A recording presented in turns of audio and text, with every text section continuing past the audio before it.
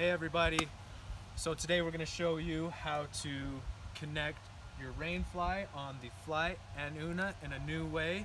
So traditionally what we've had you guys do is do that wrap around where you cross it. Problem with that is it tends to slide, so we're going to show you a new way how to get that tight. Alright, so what you're going to come do is you're going to come over here and you see how normally our rain flies will come with these connection points with the bungee. This is how you usually tie it down. However, what we're going to do is just take that off. Going to come, undo that, take that through, and that's your piece that you're going to use for the strap to tie down your rain fly.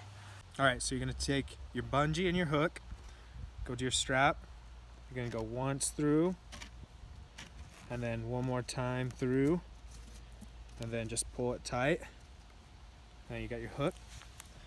Pull your fly bungees and hook over and just simply hook it on, and then you can pull it and adjust it to where you want it.